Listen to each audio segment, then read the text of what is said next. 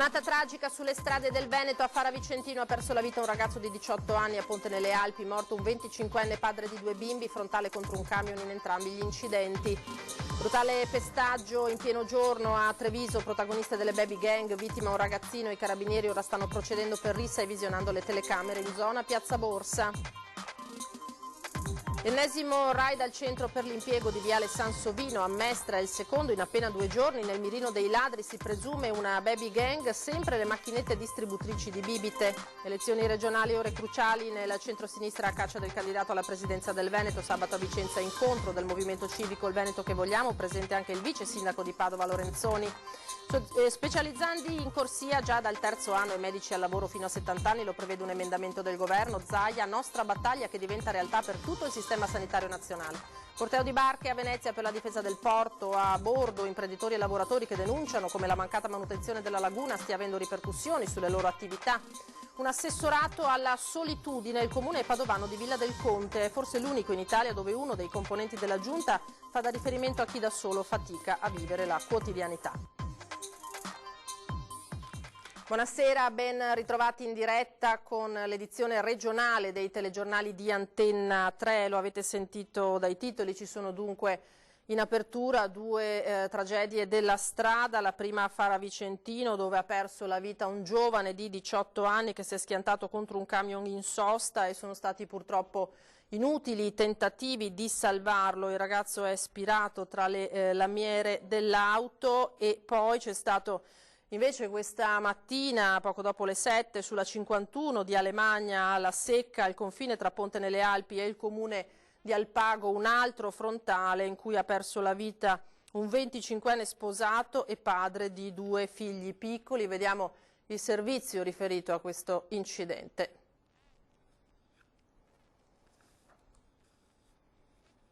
Endri Zaimi non ha avuto scampo. Lo scontro frontale violentissimo fra la sua Volvo 50 e un camion gli è stato fatale. 25 anni, operaio alla Lussottica di Agordo. Endri Zaimi stava rientrando a casa dopo il turno quando alla Secca, nel tratto dove la statale 51 di Alemagna si interseca con la strada che conduce a Farra e a Puos d'Alpago, d'improvviso la sua macchina si è trovata di fronte il camion della Geobau SRL di Tambre che ha centrato la vettura dal lato del conducente. Entrambi i mezzi hanno finito la loro corsa contro il pendio che costeggia la carreggiata. Testimoni avrebbero riferito di avere visto la Volvo in sorpasso, ma la dinamica ancora tutta da definire è al vaglio della Polstrada di Belluno. Illeso ma sotto shock l'autista del mezzo pesante. I soccorsi, pur tempestivi, si sono rivelati vani per Endri Zaimi. Il 25enne originario dell'Albania si era stabilito in provincia di Belluno da molto tempo e risiedeva a Farra d'Alpago con la moglie e 2 bambini in tenera età, uno di quasi 4 anni e l'ultimo arrivato di 1 anno appena. L'incidente ha causato pesanti ripercussioni al traffico. La statale di Alemagna è rimasta chiusa fino a tarda mattinata per consentire l'intervento dei mezzi di soccorso, delle forze dell'ordine e del personale ANAS. Un incrocio maledetto, quello della Secca, da sempre teatro di gravissimi incidenti stradali come quello di stamattina che ha strappato la vita a un giovane. Le amministrazioni comunali di Ponte nelle Alpi e dell'Alpago hanno avanzato anche di recente all'ANAS richieste di migliorie per mitigare il rischio, anche se le cause del dramma di questa mattina sarebbero ricondotte a infrazioni al codice della strada. E poche ore più tardi, dunque, nel Vicentino, l'altro dramma della strada, vittima, come detto, un ragazzo di appena 18 anni. La tragedia si è consumata nel primo pomeriggio di oggi a Fara Vicentino. Un giovane neopatentato si è schiantato contro un camion in sosta e ha perso la vita. È l'una quando Mirko Munaretto, 18 anni, di Salcedo, a bordo di una Fiat Punto, sta transitando lungo via Astico, nella zona industriale di Fara. Secondo una prima ricostruzione sembra che il giovane stesse percorrendo quel tratto di strada a forte velocità. Una serie di curve, il testacoda, l'auto ormai fuori controllo e finisce la sua corsa contro un mezzo pesante fermo nell'area di sosta di via Astico. L'impatto è violentissimo, la Punto è incuneata sotto il camion. All'interno, schiacciato tra le lamiere, c'è Mirko. A dare l'allarme è lo stesso autista del camion. Sul posto sono immediatamente arrivati i soccorsi con i sanitari del SUAM 118. Da Padova si alza l'elisoccorso. La speranza è quella di poter salvare quella giovane vita, ma per Mirko Munaretto non c'è stato nulla da fare. Strazianti le immagini che si sono presentate ai soccorritori chiusa la strada per consentire i rilievi dell'incidente da parte della polizia stradale, mentre i vigili del consorzio Polizia Locale Nord-Est Vicentino hanno provveduto a regolare la viabilità. E ora la notizia di un vero e proprio pestaggio avvenuto in pieno giorno a Treviso, protagoniste delle bande di ragazzi. Intervenuti sul posto i carabinieri che ora stanno procedendo per rissa e visionando le telecamere nella zona della centralissima Piazza Borsa. In pratica un gruppo di una decina di ragazzi si è accanita contro un ragazzino che è caduto per terra, lo hanno riempito di pugni e calci.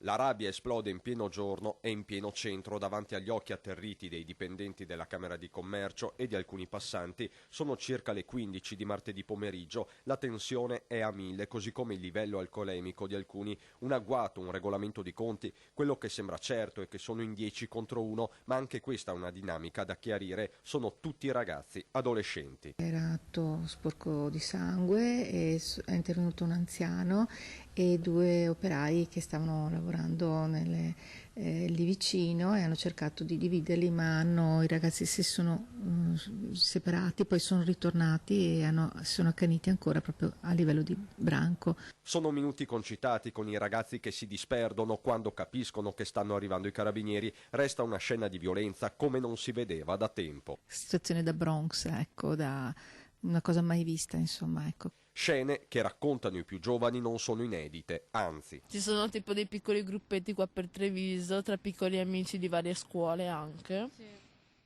che praticamente si trovano tutti qua e tipo a caso, con una minima provocazione, vieni qua che praticamente ho questo qua da picchiare tutto quanto, e allora vedi le piccole gang si formano per andare a picchiare questa persona. Piccoli grandi regolamenti di conti e i protagonisti sono per lo più noti, di varie provenienze. Cioè sono tra i 13 dai e i 19 anni. ai 20, tipo, sì, dai 20 ai 13, insomma sono fratelli che tipo si guardano le spalle. L'amministrazione comunale, fa sapere il sindaco, è a conoscenza dell'episodio e sta valutando la reintroduzione nella zona delle limitazioni alla vendita dell'alcol, mentre i carabinieri stanno procedendo per rissa e visionando le telecamere. E c'è stato l'ennesimo raid al centro per l'impiego di Viale Sansovino a Mestre, è il secondo in appena 2 giorni nel mirino dei ladri, anche in questo caso si presume una baby gang, sempre le macchinette distributrici di bibite. Nuova ed ennesima spaccata notturna al centro per l'impiego di Mestre, Viale Sansovino, a 2 passi da Piazza Barche. È il secondo raid in 2 giorni, il quarto in meno di 20 giorni. Ad agire si presume 1 o forse addirittura 2 distinti gruppi di baby gang, così anche dalle testimonianze fornite alla polizia. Nel mirino ancora una volta le macchinette distributrici di bevande, salatine e merendine, letteralmente sventrate per rubare tutte le monetine. Distrutti con i distributori anche il vetro dello sportello d'ingresso del centro per l'impiego, visibili infatti i segni dell'effrazione con cartone e scotch da pacco a evitare qualche scheggia possa cadere addosso alla gente in attesa. Sventrata anche la porta d'ingresso che con il doppio vetro ora si trova fuori asse. Sempre nella notte spaccata fotocopie pure al 3° piano dello stesso stabile e ai vicini di fronte del Ministero dell'Istruzione. Nel mirino sempre pochi spiccioli delle macchinette distributrici di snack. Danni ingenti riferiti più alla mobile che ai distributori automatici. A inizio settimana stesso raid alla carrozzeria di Via Giustizia a Mestre, il terzo in appena 2 settimane, il 15° in 6 anni, con il titolare oramai più che esasperato. Noi da questa notte dormiamo dentro, metteremo delle guardie, non dormiamo, staremo svegli, metteremo delle persone, vediamo, lo risolveremo noi, consegneremo noi alla giustizia chi fa i furti. Cambiamo tema, il disegno di legge quadro sull'autonomia differenziata è sul tavolo del Consiglio dei Ministri e io auspico che possa essere trasferito presto al Parlamento. L'ha detto il Ministro degli Affari Regionali Francesco Boccia durante il question time al Senato. Il progetto sull'autonomia differenziata, ha proseguito il Ministro, è una sfida comune che riguarda tutte le regioni. Il Parlamento è sovrano e dirà l'ultima parola sia sul disegno di legge quadro sull'autonomia differenziata che su ogni singola intesa che il Governo firmerà con ogni singola regione, ha concluso il Ministro Boccia. E ora parliamo proprio di regioni, elezioni regionali, anzi sono ore cruciali in casa centrosinistra a caccia del candidato alla presidenza del Veneto. Sabato a Vicenza, incontro regionale del Movimento Civico Il Veneto che vogliamo. Nel capoluogo iberico sarà presente anche il vice sindaco di Padova, Arturo Lorenzoni. Non avevo dubbi perché abbiamo la stessa pettinatura e quindi sapevo che lui avrebbe appoggiato la cosa. Scherza Arturo Lorenzoni, vice sindaco di Padova e candidato in pectore per il Movimento Civico Il Veneto che vogliamo alle prossime elezioni regionali. Da Roma, fonti non confermate dicono che sul suo nome come anti-Zaia ci sarebbe l'ok del segretario Dem Nicola Zingaretti e questo potrebbe essere un primo sigillo. Ma l'annunciata decisiva riunione di segreteria regionale PD di venerdì potrebbe essere tutt'altro che in discesa, con esponenti di primo piano come il capogruppo in regione vicentino Stefano Fracasso che spingono perché il candidato sia deciso in Veneto. Intanto Vicenza è destinata a diventare sabato il cuore decisionale del centro-sinistra. In assemblea si riunirà il Veneto che vogliamo e da qui il candidato dovrebbe esserci, almeno quello civico. Prudente Lorenzoni.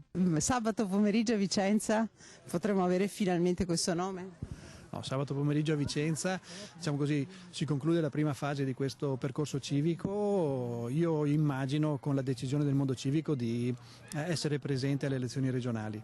Poi si tratterà di attivare tutta la fase successiva di discussione con le varie forze politiche. Creatività contro 20 anni di governo senza idee, questa è la carta che si giocherà a Vicenza, l'insieme di movimenti civici che si riconosce nel Veneto che vogliamo. Lorenzoni rilancia e propone un modello Padova. I riscontri anche che io sto ricevendo in questi giorni fuori da Padova ma fuori dal Veneto sulla possibilità di disegnare un percorso unito delle varie forze democratiche sono veramente incoraggianti. Mi fa capire che si guarda con interesse a questa capacità di stare insieme e di progettare insieme e di enfatizzare le cose che uniscono, non quelle che dividono, come purtroppo la politica in passato ha fatto spesso.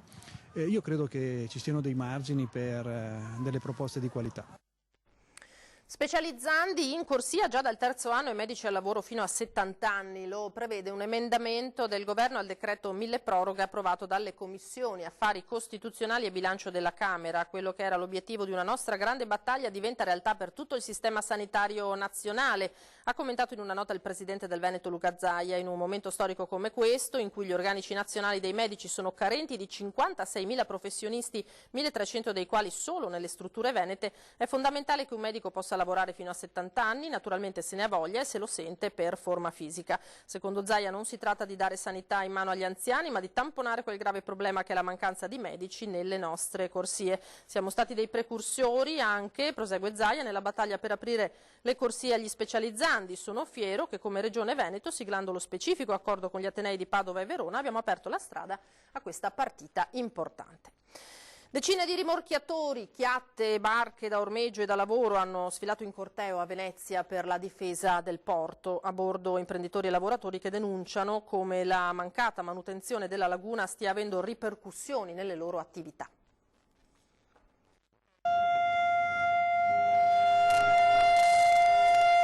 Le 9:30 di mattina e il canale della Giudecca è teatro di una manifestazione che a Venezia non si era mai visto. Lavoratori e imprenditori del porto, assieme ai politici del territorio, manifestano per quella che è una delle voci più importanti dell'economia di questa città. 1260 aziende con più di 21.000 persone e un giro d'affari da 6 miliardi e mezzo l'anno, ma se si considera anche l'indotto si superano i 92.000 posti di lavoro e i 21 miliardi di euro. Attraverso il porto di Venezia si muovono 26 milioni di tonnellate di merci in import e in export che alimentano la produzione sostanzialmente di tutto il nord-est e l'export del nord-est stesso senza il porto di Venezia andrebbe in crisi. A mettere in crisi il porto di Venezia e di Chioggia oggi non è il mercato, ma le pastoie di una burocrazia dalla straordinaria lentezza, per cui anche l'ordinaria attività di scavo dei canali del porto commerciale diventa un'impresa.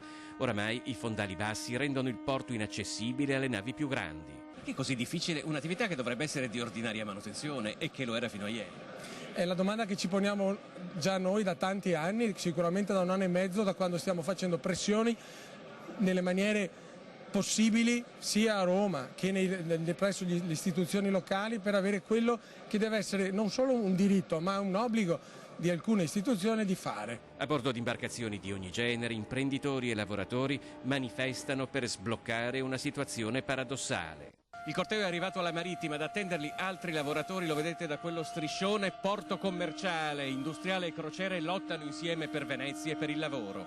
La contrazione del giro d'affari per mancata manutenzione della laguna potrebbe avere ripercussioni gravi. Meno merce, meno si scarica, meno giornate di lavoro e per il momento ci sono anche, come dire, delle ripercussioni sul reddito dei lavoratori.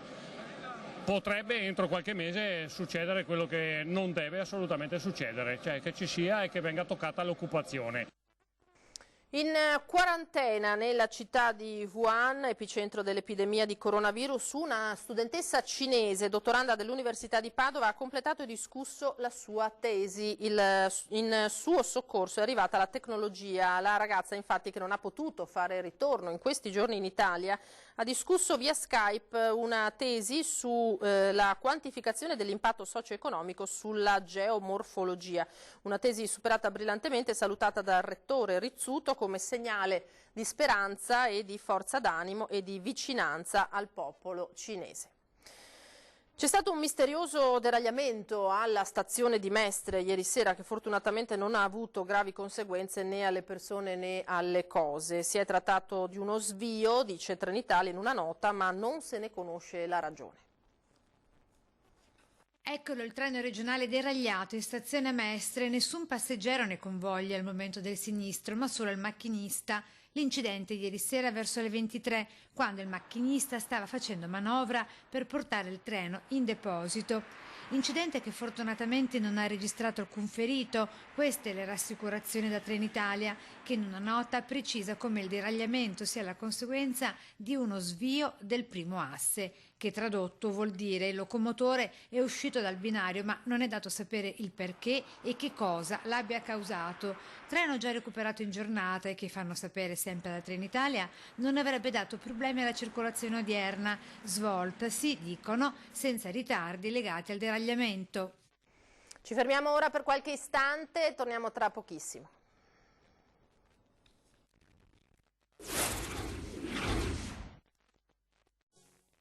Eccoci di nuovo in diretta, edizione regionale dei telegiornali di Antenna 3. Prima di proseguire con le notizie, un lancio di agenzia battuto davvero pochi minuti fa. Due fratelli di 77 e 84 anni sono stati trovati morti nella notte in una casa di loro proprietà sull'Appennino bolognese, in località Querciola di Lizzano in Belvedere, presumibilmente per intossicazione da monossido di carbonio. I due, uno era residente nel Ferrarese, l'altro in Veneto, ma non è nota ancora la località, non rispondevano più al telefono dal giorno precedente, sono stati i parenti ad allertare i carabinieri.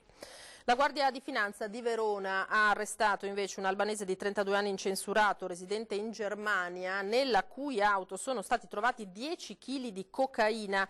L'uomo è stato fermato nei pressi dell'area di servizio Adige Ovest della A22 del Brennero. Ha subito dato segni di nervosismo e insofferenza, affermando di essere in viaggio per trascorrere una settimana di vacanze in Albania. Non aveva però al seguito un bagaglio adeguato e insieme all'agitazione, insomma, questi sono stati elementi che hanno insospettito i militari, che hanno deciso di controllare l'auto trovando 5 panetti di cocaina più altri 4 nel lato opposto della vettura. L'uomo è stato arrestato e trasferito in carcere. Visto il grado di purezza, la droga avrebbe potuto fruttare non meno di 2 milioni di euro. Un assessorato alla solitudine a Villa del Conte, siamo nel Padovano, è stato istituito quello che è forse l'unico assessorato di questo genere in Italia. Uno dei componenti della Giunta fa quindi da riferimento a chi da solo fatica a vivere la quotidianità. Allo 049 93 94 813 risponde la segreteria del comune di Villa del Conte, alla quale si può chiedere il cellulare di Graziella Vigri, assessore alla solitudine. Una novità assoluta, un servizio a quelle persone che per vari motivi e a varie età non hanno più una rete familiare e devono comunque districarsi nei problemi di tutti i giorni.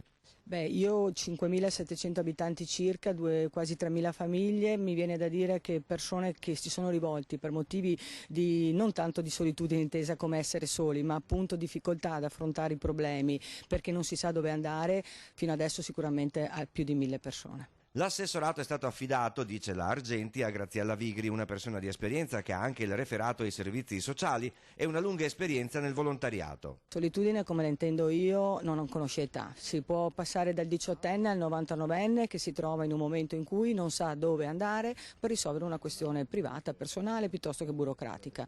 Assieme all'assessore e il sindaco, perché mi metto in prima linea pure io, cercheremo una soluzione migliore nel terreno competente. Una pratica burocratica, un aiuto in casa, un periodo di fragilità, ma anche la spesa, un risponditore automatico che non si sa come affrontare. Una persona che dia una mano può fare la differenza e salvare una vita sola.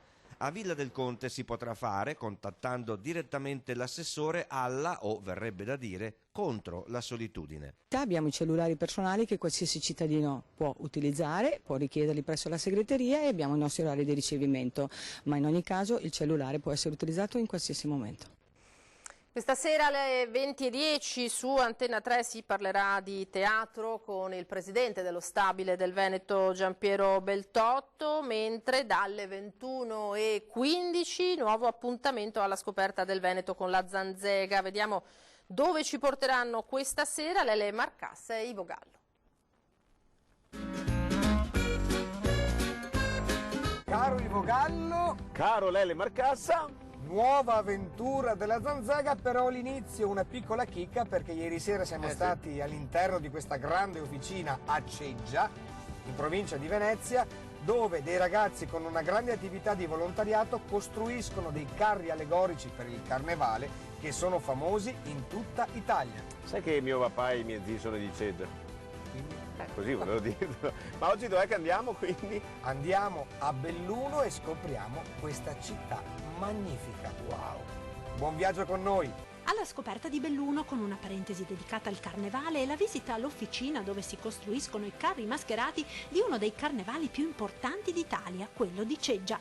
Torna in prima serata l'appuntamento con la Zanzega, un viaggio emozionante nel capoluogo della montagna veneta per scoprire le bellezze di questa città, dal Duomo all'antica chiesa di Santo Stefano dove troneggiano i due angeli di Andrea Brustolonna. E poi le piazze, il museo Fulcis, il paesaggio mozzafiato del Ponte della Mortis, la casa natale di Dino Buzzati e poi la gastronomia tipica e l'artigianato locale.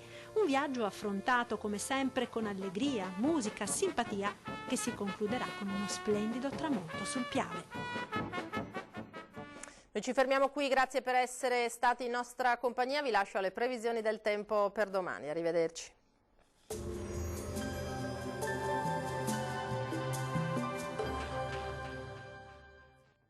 Bentrovati al meteo. Moderata alta pressione sul nostro territorio, tempo dunque sempre stabile. Vediamo insieme il dettaglio di venerdì 14 febbraio.